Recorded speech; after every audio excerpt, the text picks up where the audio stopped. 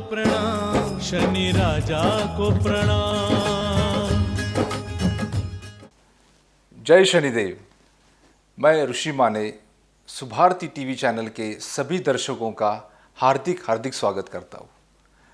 आज सुभारती संवाद साधिका डॉक्टर विभाश्री दीदी जी के साथ इस कार्यक्रम में हम दीदी जी से फिर से संवाद करेंगे। संवाद शुरू करने से पहले दीदी जी के बारे में उनका एक संक्षिप्त परिचय का वीडियो देख लेते हैं।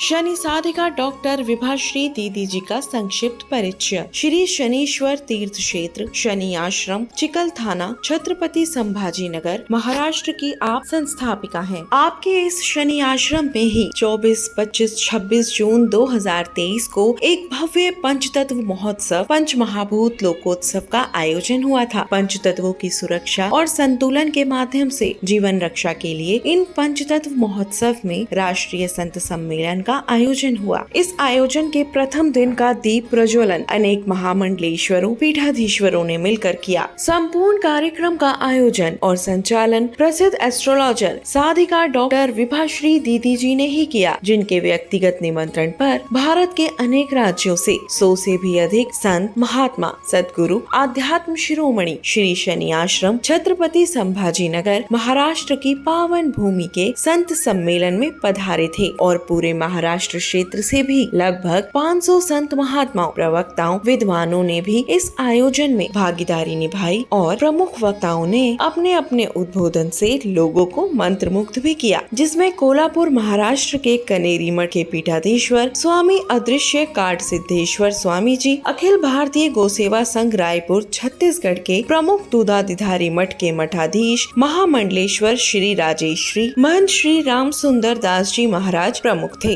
साथ ही बीजेपी के राष्ट्रीय प्रवक्ता श्री सुधांशु त्रिवेदी और नारी रत्न राजेश्वरी मोदी उर्फ राज दीदी, नारायण रैकी सत्संग परिवार मुंबई ने अपनी ओजस्वी मोटिवेशनल वाणी से सभी को मंत्रमुग्ध किया। 3 दिनों में 30 से अधिक वक्ताओं को सुनने का सौभाग्य मिला। शनि साधिका डॉक्टर विभाश्री दीदी जी के द्वारा संचालित इस राष्ट्रीय संत सम्मेलन की ज्ञानवर्धक झलकियां शनि साधिका दीदी जी के ही ज्ञानवर्धक कार्यक्रम सुभारती टीवी के सुभारती संवाद साधिका डॉक्टर विभाश्री दीदी जी के साथ कार्यक्रम का महत्वपूर्ण हिस्सा भी बनी। इस पूरे त्रिदिवसीय संत सम्मेलन में साधिका डॉक्टर विभाश्री दीदी जी की सुपुत्री अभिनेत्री विभूति शर्मा जी ने अपना महत्वपूर्ण योगदान दिया और सभी संत, महात्माओं, अतिथियों की स्वागत व्यवस्था को संभाला। दीदी जी नमस्कार, सुभारती संवाद में आपका हार्दिक स्वागत है। दीदी जी ये बताइए कि शनिदेव का ढैया क्या होता है और शनिदेव की ढैया की अवधि कितने सालों की होती है? ऋषिकेश माने जी, शनि का जो ढैया है ना, जैसा उसका नाम है वैसा ही उसका वर्चस्व है। 2.5 वर्ष का ढैया यानी 2.5 साल, 2.5 साल की अवधि को ढैया कहते हैं। ऐसा समय चक्र जिसमें 2.5 साल तक किसी राशि पर शनि का असर रहता है।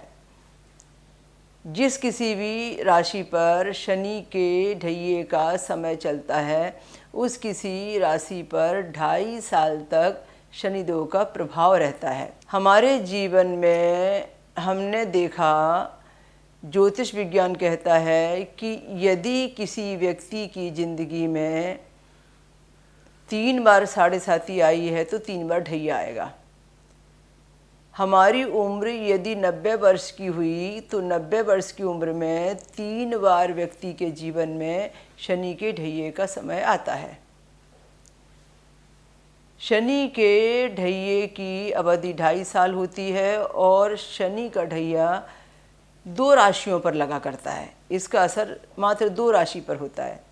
हमारी जो 12 राशि होती हैं, उन 12 राशियों में 2 राशि ऐसी होती हैं जिन पर हर 2.5 वर्ष में शनि के ढैये का असर चेंज हो जाता है। शनि के ढैये के 2.5 साल के समय को हम प्रेजेंट समय में शनि देव के किस राशि पर बैठने का स्थान बना हुआ है उससे गणित लगाते हैं। प्रेजेंट समय में शनिदेव का किस राशि पर बैठना हुआ है, वो किस राशि पर विराजमान है, उससे हमें गणित मिलता है कि शनि देव का ढैया कौन सी राशि पर कब तक चलेगा और कितने समय तक के रहेगा।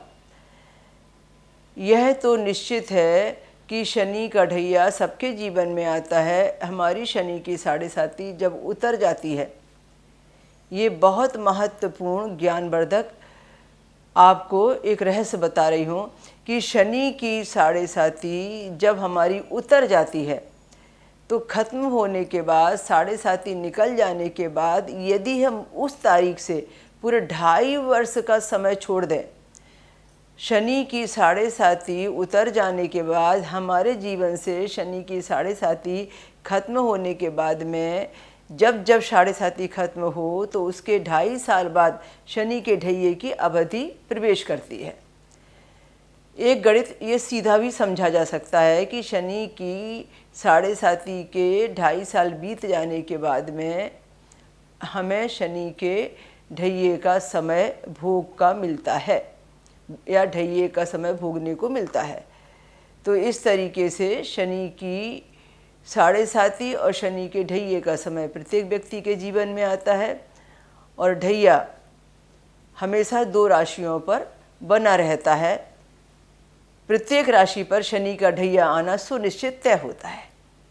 दीदी जी, अभी ये बताइए कि शनिदेव का जो ढैया है ये वर्तमान समय में कौन कौन सी राशि पे चल रहा है और कौन कौन सी तारीख तक या साल तक ये ढैया रहेगा उन राशियों पर। सबसे पहले तो आपको ये जानकारी दूं कि 12 राशियों में से 2 राशियां प्रेजेंट में ऐसी हैं जिन पर 2.5 साल वाले शनि के ढैये का समय चल रहा है। पहली राशि है कर्क राशि, जिनके स्वामी चंद्रमा हैं। दूसरी राशि है वृश्चिक राशि, जिनके स्वामी मंगल हैं और दोनों ही जल तत्व की राशियां हैं। कर्क राशि पर भी शनि के 2.5 साल के ढैये का समय चल रहा है और साथ में वृश्चिक राशि पर भी शनि के 2.5 साल के ढैये का समय चल रहा है। कर्क राशि पर जिस दिन शनि का ढैया प्रारंभ हुआ उसी दिन, उसी तारीख को, उसी साल वृश्चिक राशि पर भी शनि के ढैये का समय प्रारंभ हुआ।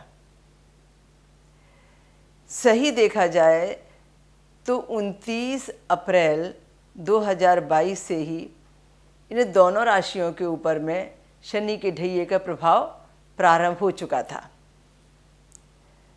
पर ज्योतिष गणित के अनुसार शनिदेव जी पूरी तरह ढैये के प्रभाव को लेकर 17 जनवरी 2023 को जब पुनः प्रवेश करते हैं कुंभ राशि में, तब शनि के ढैये का पूर्ण प्रभाव प्रारंभ होता है।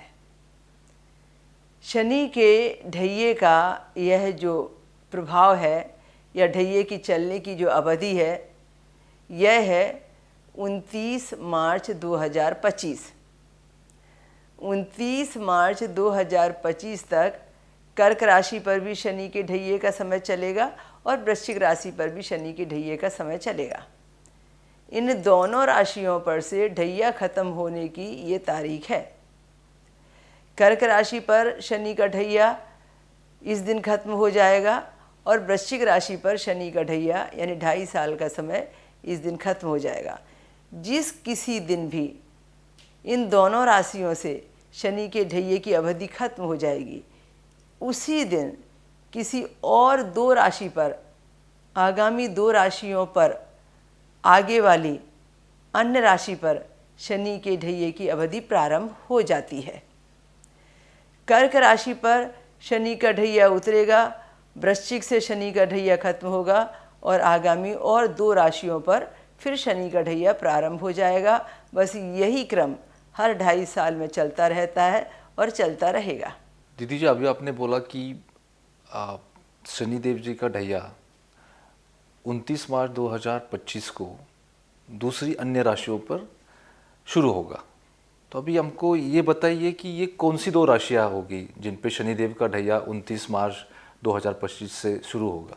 यदि हम गिनती भी गिने तो हमेशा 4 के बाद 5 आएगा, यानी 4 के बाद 5 आएगा, 8 के बाद 9, यानी 8 के बाद 9 आएगा। तो 4 नंबर की कर्क राशि है, जब 4 नंबर की कर्क राशि से शनि का ढैया खत्म होगा तो स्वाभाविक है कि आगामी 5 नंबर की सिंह राशि पर शनि का ढैया प्रारंभ होगा।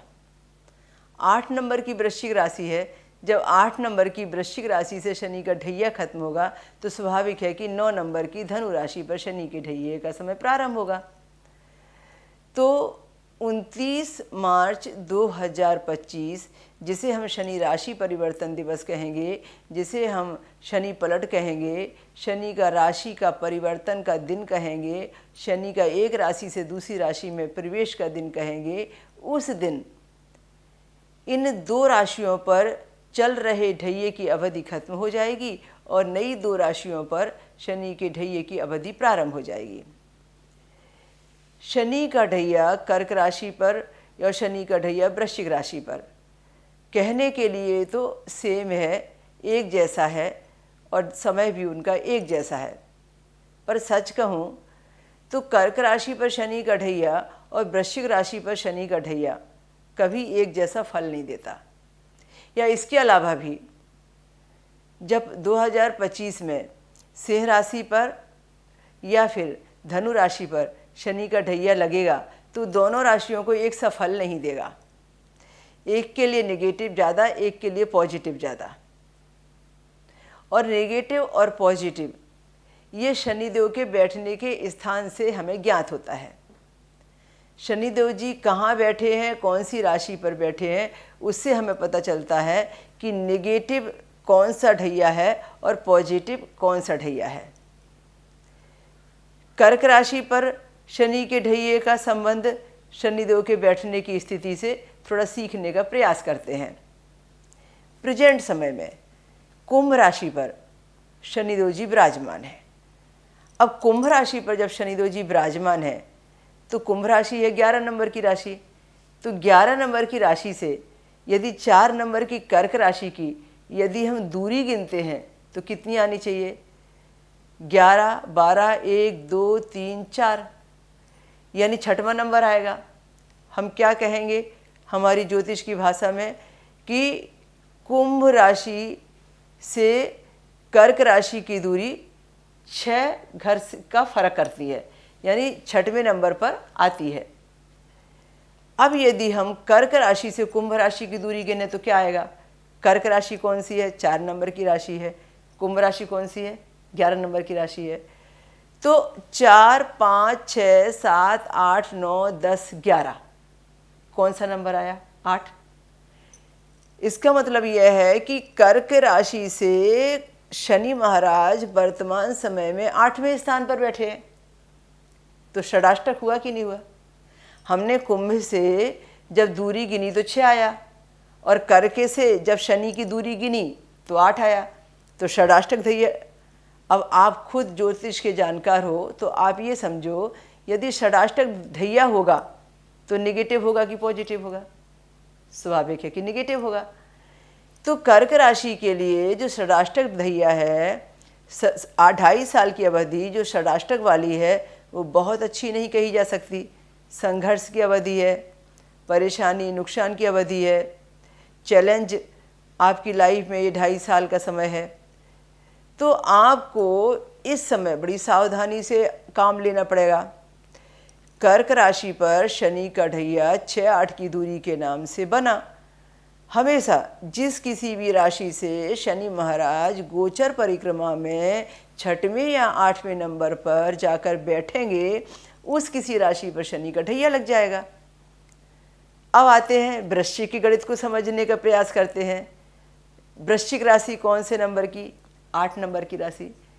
अभी 8 नंबर से हम शनि की दूरी देखते हैं तो 8, 9, 10, 11 नंबर यानी 4 पर आया, यानी वृश्चिक राशि से 4थे स्थान पर शनि महाराज बैठे। तो वृश्चिक राशि से जब 4थे स्थान पर शनि महाराज बैठेंगे तो 4था स्थान किसका है? सुख का है। सुखी के स्थान पर, चतुर्थ स्थान पर, माँ के स्थान पर, संपत्ति प्रॉपर्टी के स्थान पर जब शनि महाराज जी बैठेंगे तो वृश्चिक वालों के लिए ढैया का जो फल है वो चतुर्थ स्थान से मिलेगा। यानी हम ये कहेंगे कि वृश्चिक राशि पर जो शनि का ढैया है वो शनि देव जी के राशि से चौथे स्थान पर बैठने के नाम से हुआ, इसलिए वह ढैया शुभ फलकारी है, अच्छा फल देगा। तो अब ये रिजल्ट सामने में आया कि शनि का ढैया जब बनेगा तब शनि देव जी किसी राशि से छठवें, आठवें या चौथे स्थान पर जाके बैठेंगे, ठीक है ना। तो शनि देव जी यदि आठवें स्थान पर जाके बैठेंगे उन राशि से तो ढैया बनेगा, चौथे स्थान पर जाके बैठेंगे तो ढैया बनेगा।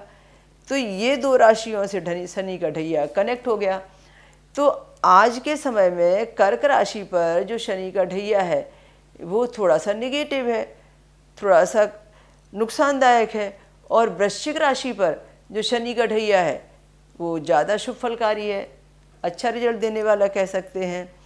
अब कर्क राशि और वृश्चिक राशि के बाद में जब सिंह राशि के ऊपर शनि का ढैया आएगा तो जो रिजल्ट अभी कर्क को मिल रहा था वो रिजल्ट सिंह को मिलेगा, और जो रिजल्ट आज वृश्चिक को मिल रहा था वो धनु को मिलेगा, क्योंकि इनके एक घर आगे की राशियां हैं ना, एक ही कदम आगे है। तो रिजल्ट हम गिनेंगे तो वैसा ही आने वाला है।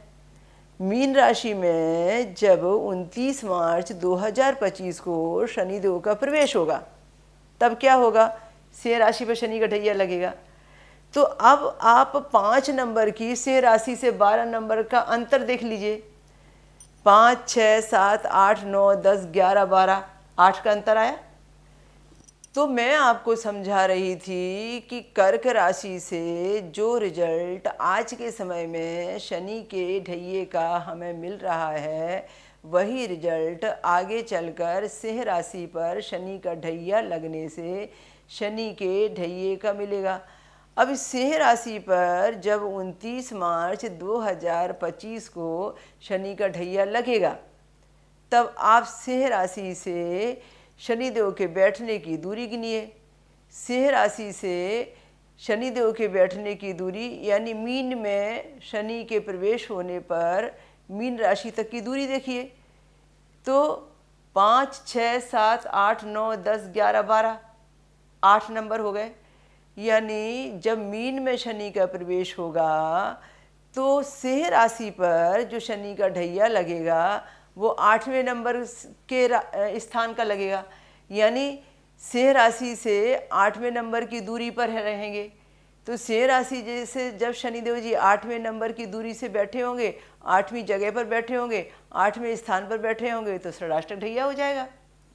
तो स्वाभाविक है कि शनिदेव जी यदि हमारी राशि से षडाष्टक करें, ढैया षडाष्टक बना के चले तो बहुत अच्छा तो नहीं कह सकते, फिर तो संघर्ष का समय हो गया।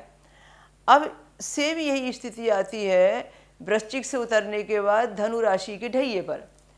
जब कभी भी धनु राशि पर शनि का ढैया लगेगा 29 मार्च 2025 की शनिदेव जी की यात्रा परिवर्तन की अवधि के समय में, तब धनु राशि पर जो शनि का ढैया लगेगा वो कैसा रहेगा। 9 नंबर की धनु राशि है। अब 9 नंबर से शनिदेव के बैठने के स्थान पर यानी मीन राशि के 12वें नंबर के स्थान पर गिनिए, 9, 10, 11, 12 तो हो गया चौथा स्थान। तो 9 नंबर की जब धनु राशि से 12 नंबर की मीन राशि की दूरी 4 घर की है तो हम कहेंगे कि धनु राशि पर शनि का ढैया लगने से चतुर्थ ढैया बना, शनिदेव जी उनकी राशि से चौथे घर पर जाके बैठे हैं, इसलिए ये जो ढैया है ये शुभ फलकारी बनेगा। तो ऐसा गणित ढैये का सदा ही रहा है और ऐसा लोगों ने रिजल्ट निकाला है कि शनि महाराज जी का ढैया एक राशि पर पॉजिटिव और एक राशि पर नेगेटिव हुआ करता है। दीदी जी, मेरे मन में एक जिज्ञासा है कि शनिदेव जिन राशि के स्वामी है, कुंभ और मकर राशि के, साढ़े साती और ढैया का प्रभाव इन राशियों पर नहीं पड़ता है, ऐसा कुछ है? बहुत सुंदर। हाँ, लोक मान्यता है, लोगों में ये विषय अक्सर मैंने बोलते हुए सुना है कि हमारी तो कुंभ राशि है, हमारे स्वामी तो शनिदेव हैं, हमारी मकर राशि है, हमारे स्वामी तो शनिदेव है। तो इसका मतलब यह है कि कुंभ राशि और मकर राशि के स्वामी जो शनिदेव हैं तो हम जब शनि की 7.5 आएगी या शनि का ढैया आएगा तो फिर हमें तो ज़्यादा परेशानी नहीं होगी। या कुंभ राशि और मकर राशि के स्वामी शनिदेव होने से उनकी 7.5 या ढैये का समय तो बहुत अच्छा जाएगा। तो इस विषय में मैं आपको एक स्पष्टीकरण देना चाहती हूँ। जब धूप होती है तो सबको एक जैसी लगती है, छाया होती है तो सबको एक जैसी लगती है, और बारिश होती है तो सब पर एक जैसी होती है। ऐसा नहीं होता कि मकर राशि के ऊपर में 7.5 या ढैये का समय आए तो कुछ और प्रकार से उसे शुभ अशुभ हो, या कोई मेष राशि या वृषभ राशि के ऊपर शनि की 7.5 या ढैये का समय आए तो कुछ असर उसके ऊपर में निगेटिव या पॉजिटिव अलग टाइप से हो। नहीं, एक ही जैसा समय रहेगा। यदि हमारे पूर्व जन्म के कर्म अच्छे नहीं हैं तो हमें शनि की 7.5 का प्रथम चरण कभी अच्छा नहीं जाएगा। यदि पूर्व जन्म के सुकर्म हमारे बहुत अच्छे हैं तो शनि की 7.5 या ढैये का समय हमें बहुत अच्छा जाएगा। वह चाहे कुंभ राशि रहे, चाहे मकर राशि रहे, चाहे मेष राशि रहे, चाहे वृश्चिक राशि रहे, सभी राशियों के ऊपर एक जैसा प्रभाव पड़ता है। वही फल मकर को भी भोगना होगा और वही फल कुंभ को भी भोगना ही होगा।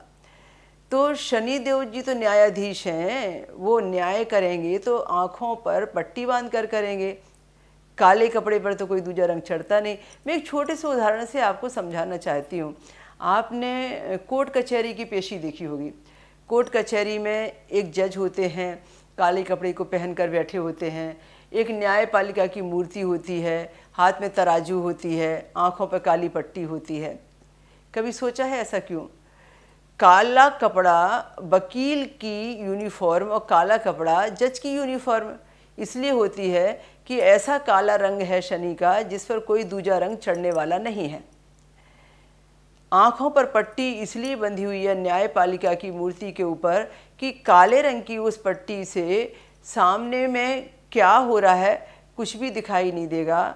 इसका मतलब यह है कि सामने में जो अपराधी है या जो अपराधी नहीं है, जो दोनों की बहस चल रही है, दोनों के केस चल रहे हैं, दोनों कोर्ट कचहरी में सामने में खड़े हुए हैं, काले रंग की पट्टी बांधे हुए न्यायपालिका ऐसा न्याय नहीं कर सकती कि वो उसका अपना है या वो उसका दुश्मन है। तो अपने लिए वो फैसला अलग टाइप का सुनाए और दुश्मन के लिए अलग टाइप का सुनाए। उसके काले रंग की पट्टी पर कोई दूजा रंग नहीं चढ़ेगा। उसे सबको एक जैसा ही देखना है, किसी के अंदर में भी भेदभाव नहीं करना है। इसी तरीके से शनि के काले रंग पर कोई दूजा रंग नहीं चढ़ता, वो सबको एक जैसा ही प्रभाव डालते हैं। किसी के ऊपर में अपना या पराया बनाकर वो न्याय नहीं कर सकते। यदि गलती अपने ने की है तो भी दंड मिलेगा, गलती पराये ने की है, शत्रु ने की है तो भी दंड मिलेगा। दोनों के लिए एक जैसा प्रभाव रखा गया है।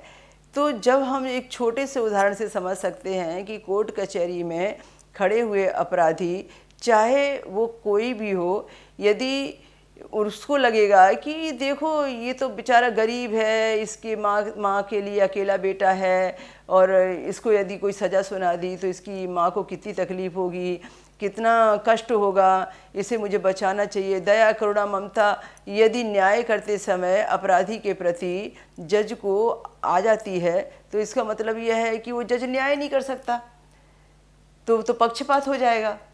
इसलिए न्याय का पलड़ा सदा भारी रहता है। न्याय वही होगा जो न्यायाधीश चाहेगा।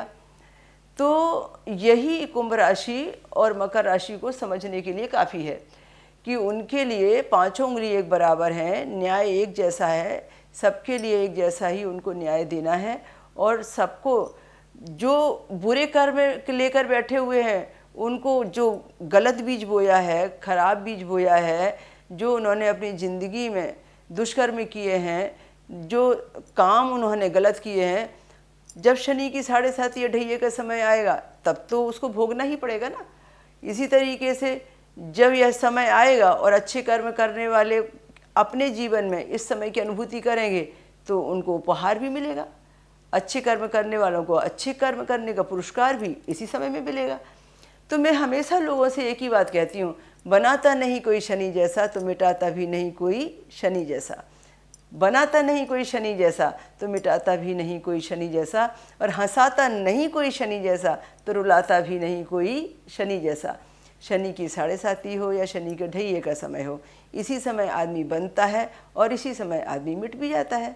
दोनों काम इसी समय में हो जाते हैं। दीदी जी, अभी आपने बताया कि कर्क राशि पे शनि का ढैया है, वृश्चिक राशि पे भी शनि का ढैया है, और कर्क राशि पे शनि का नेगेटिव इम्पैक्ट है ढैया का। तो कर्क राशि वाले ऐसा क्या उपाय करें जो ढैया का अशुभ प्रभाव को वो शुभ प्रभाव में कन्वर्ट कर सकते हैं? बहुत सुंदर।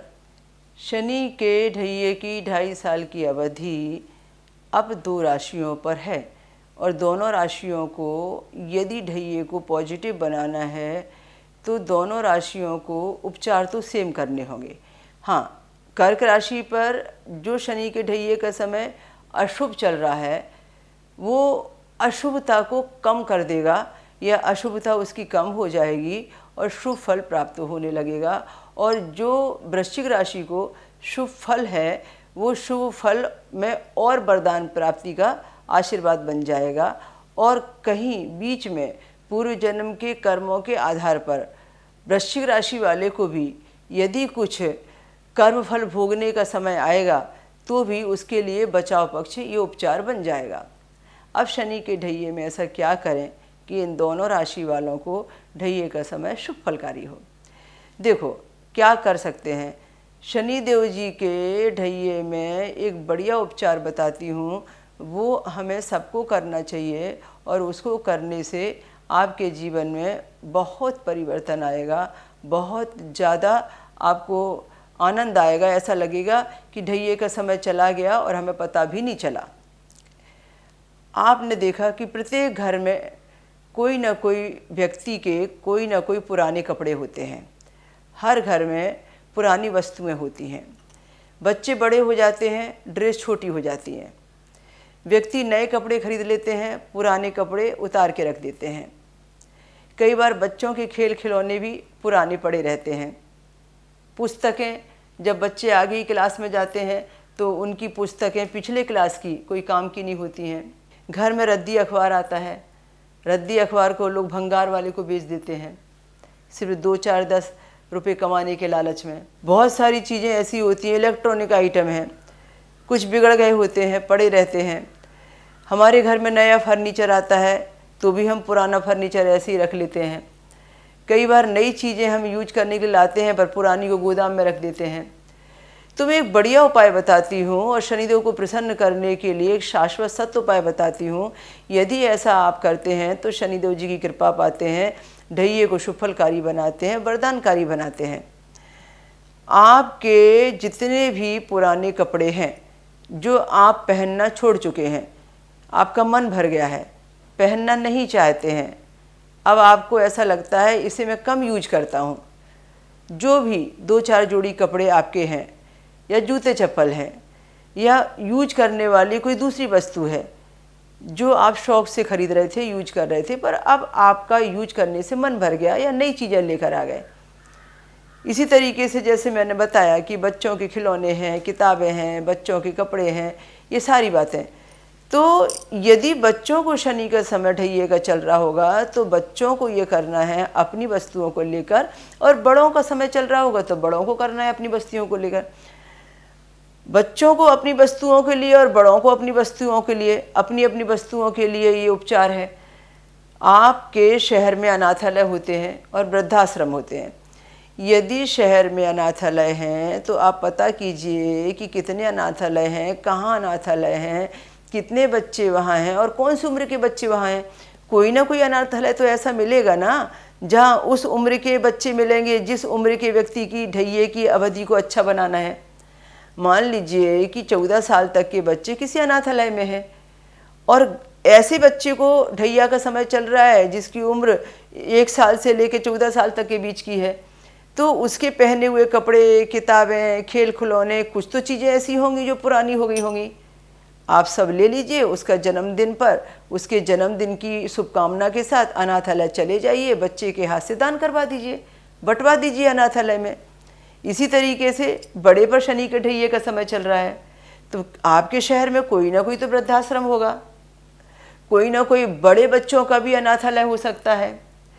ज़रूरतमंद को यदि आप अनाथालय में या वृद्धाश्रम में आपके उपयोग की गई कोई भी वस्तु जो अब आप उपयोग नहीं कर रहे हैं पर है अच्छी, उपयोग के लायक है वो, तो उसे बढ़िया धोइए, आयरन कीजिए, साफ़ सुथरा कीजिए, अच्छे से पैकिंग कीजिए और वृद्धाश्रम में जाइए या अनाथालय में जाइए। आपके जन्मदिन वाले दिन या शनि अमावस्या वाले दिन या शनि जयंती वाले दिन या शनिदेव के राशि परिवर्तन वाले दिन या मकर संक्रांति वाले दिन, इन दिनों में से कोई भी दिन चुन लीजिए और सब बढ़िया बैग में तैयार करके श्रद्धा से जाइए और वहाँ पर दान करके आ जाइए और भगवान से कहिए इन सब की ब्लेसिंग, इन सब का आशीर्वाद, दुआएं मुझे मिलें और मैं अपनी शनि की ढैये की शांति के लिए यहाँ ये दान करके जा रहा हूँ। बस यही उपचार कीजिए, देखिए आपकी ढैये का समय कैसे शुभ फलकारी बनता है। तो आपको हर साल भी ये उपाय करने का अवसर मिल सकता है। शनि के ढैये में आप 2 बार या 3 बार भी ये उपाय कर सकते हैं। दर्शकों, आज आपने डॉक्टर विभाश्री दीदी जी से शनि देव के साढ़े साथी के बारे में बहुत सारी ज्ञानवर्धक बातें जान ली। ऐसे ही ज्ञानवर्धक बातों हम आगे भी आपसे शेयर करते रहेंगे। आपको शनिदेव के बारे में और जानकारी चाहिए तो शनि आश्रम का जो यूट्यूब का पेज है, चैनल है, उस पर आप सब्सक्राइब कीजिए। उसके साथ साथ ज्योतिष विषय में आपको इंटरेस्ट है तो डॉक्टर विभाश्री दीदी जी का यूट्यूब का पेज है, यूट्यूब का चैनल है, उसको भी आप सब्सक्राइब कर सकते हैं। और इसके साथ शनि आश्रम की वेबसाइट भी है shaniashram.com, उसको विज़िट कीजिए। शनिदेव के बारे में बहुत सारी जानकारी वहाँ पे आपको मिलेगी। आपके मन में कोई जिज्ञासा है, कोई प्रश्न है शनिदेव से रिलेटेड या कोई एस्ट्रोलॉजी से रिलेटेड, आप निश्चिंत होके ये फीडबैक या आपका जो क्वेश्चन है व्हाट्सएप पे हमें भेज दीजिए, ईमेल पे भेज दीजिए। हम ज़रूर उस प्रश्न को हमारे नेक्स्ट एपिसोड में एड्रेस करने की कोशिश करेंगे। मैं ऋषि माने आपसे अनुमति लेता हूँ। जय शनिदेव।